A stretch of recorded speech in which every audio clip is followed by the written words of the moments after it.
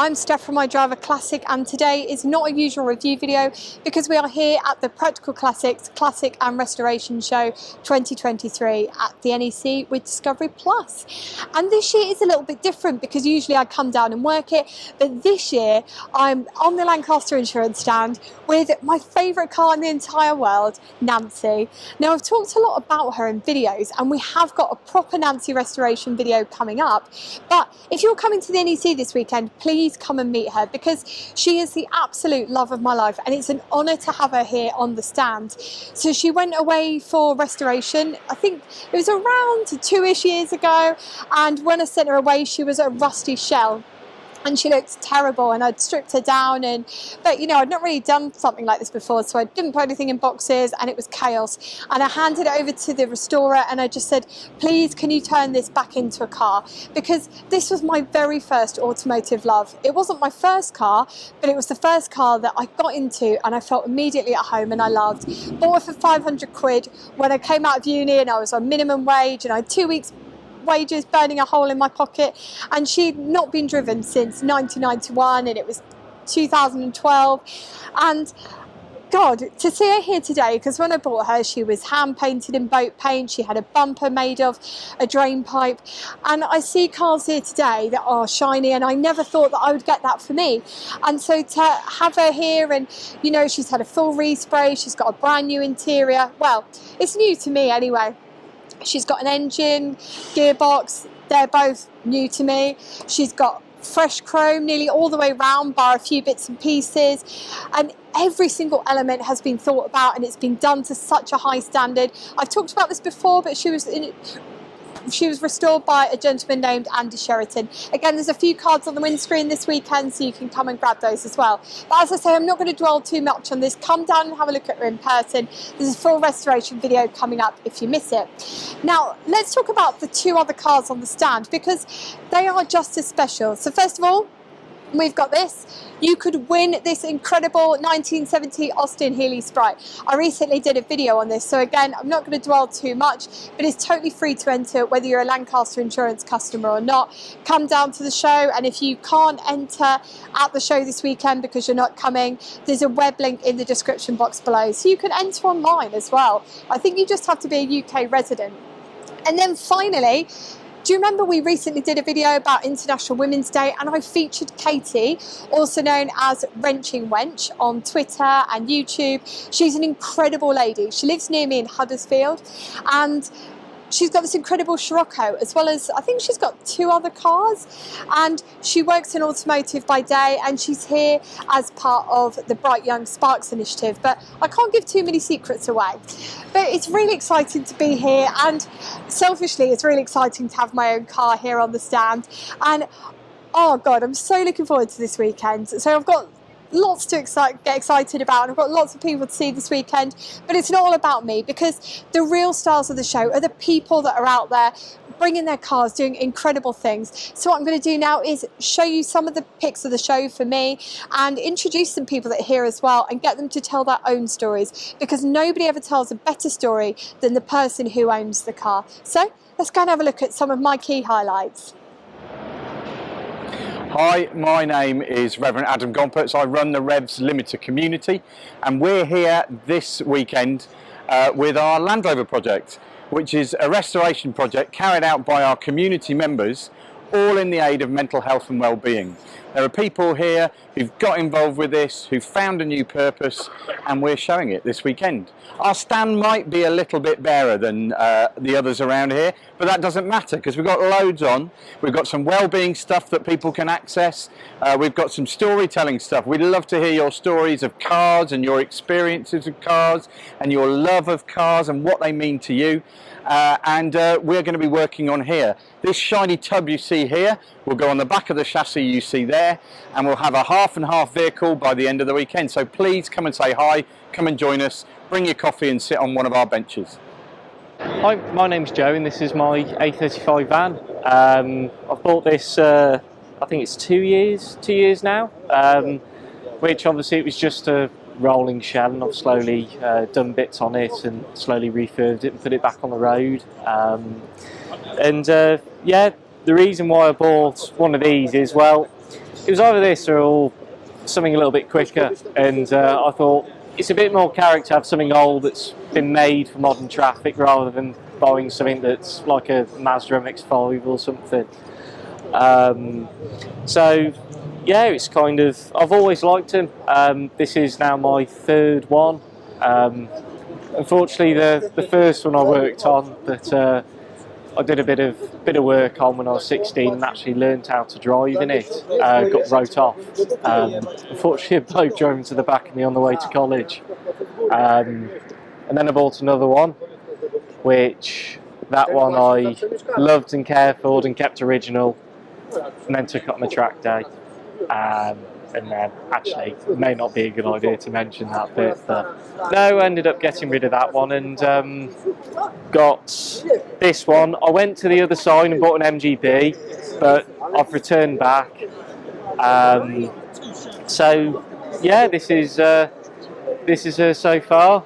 It's got a couple of light bits done to it, like MG midget disc brakes, and she's currently on a third engine, but we'll get it to the point where we're happy with it.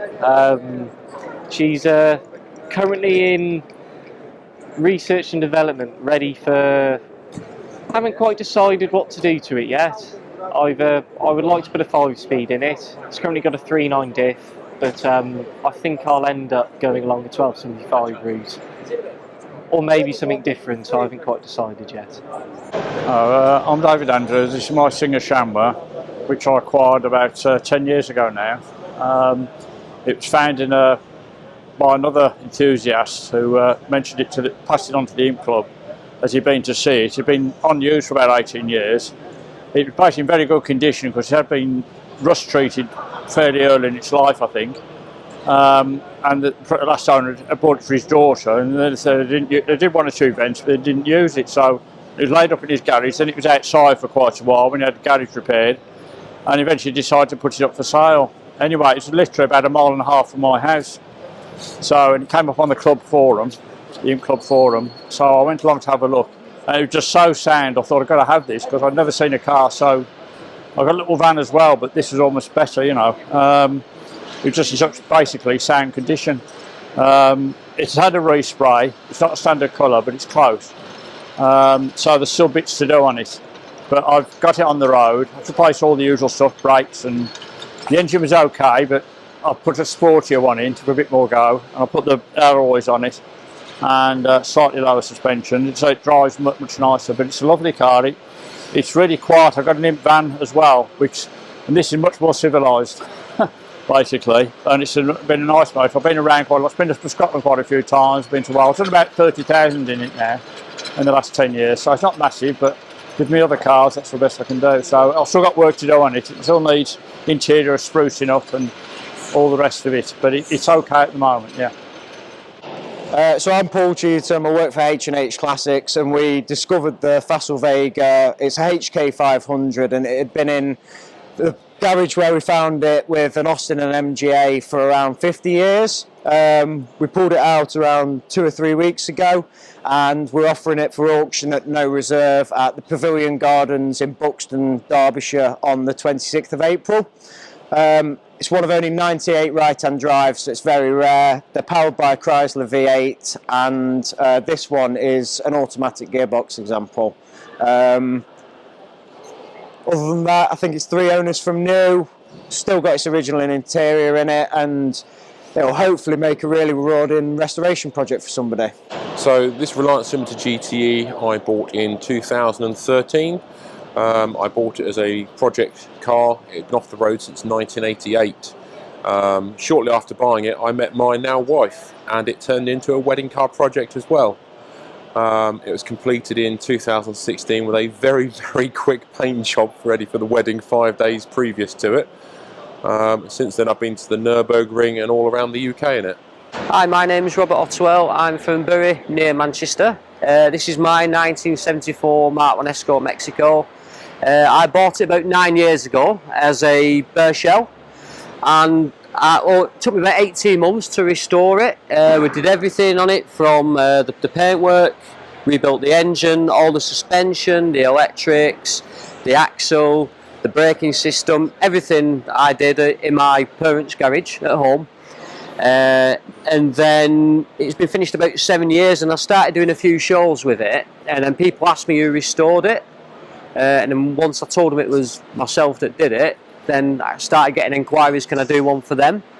So what I did, I quit my job, and then I set up my own business called RO Performance and Restoration, and now I do it as a living. And we have about 4 or 5 cars on the go at once, and we've sort of, yeah, and it's busy. Right, so my name's Vicky. This is my Ford Consul Capri. I love American cars with the big fins and that sort of thing, but they're quite impractical. And I discovered one of these and just thought it's the English version of an American car, but suitable to keep and drive. So I've had it just under 2 years. Absolutely love it. It takes me back to my childhood, my mum driving my Vauxhall Victor and me in the back, that whine of the engine. And we've taken it over to Bruges, and we're taking it to Leon later in the year. Hi, my name's Simone. This is my Cortina called TC. He's a Mark III Ford Cortina from 1972. He was saved from a breaker's yard in Lancashire, and I learnt how to weld on this car. A friend of mine taught me how to weld. So I did mechanics. I've done mechanics before because I have a couple of motorcycles. And I've always wanted one of these since I was 16 years old. And it took me until I was 46 to actually get one. And this car itself was left in a workshop in 1977 and pulled out in 2017 and saved by a friend of mine who basically saved it from the banger track. And he had it for 2 years, and then he offered me the car, and I couldn't say no. I honestly couldn't. And it's when I went to buy the car, it was so emotional. And you know, to finally actually own one of these cars, and I absolutely love it to death. My plan really is to keep it looking the way it is, but improve everything. The mechanics and the paintwork and the metalwork, but just keep it with its character and the way it looks with its alternate coloured wings and things and the patches of filler. That's just, it gives it a story to me, and that's what I love about it. Now for me, this is what the restoration show is all about, because I do love seeing shiny cars and I love hearing people's stories, but I also like hearing stories that are a little bit different. So of course we talk a lot about how cars just really aren't affordable anymore, and especially decent classics or classics that people really want. And I would definitely put Dolomite Sprint in that bracket of cars that a first-time buyer might not be able to afford. Now I got told by the Triumph Dolomite Club that this particular car, and unfortunately the owner wasn't here to tell me the story of exactly how he found it, but the owner of this found it in a scrapyard for £200. I mean, as you look at it, it needs a little bit of work, but actually when I started having a good look round it and look underneath it, it didn't look too bad. And for me, this is the absolute magic of the restoration show. Well, that's it from me today. That was a bit of a whistle-stop tour and some great stories from the 2023 Practical Classics Classic and Restoration Show at the NEC with Discovery Plus. Now for me, it's going to be a bit more cleaning on this. I've turned into one of those people with a cleaning cloth, and I guess I'm going to try and catch up with a few more people before we all shut down from today. But remember, if you are coming to the NEC this weekend, I'm on the stand for the first hour at the Lancaster Insurance stand, and I'm here for the last hour of the show every single day. And I look forward to meeting so many of you. And until next time, when we're out driving something which is rather different to what we've been out in just lately, take care and drive safely.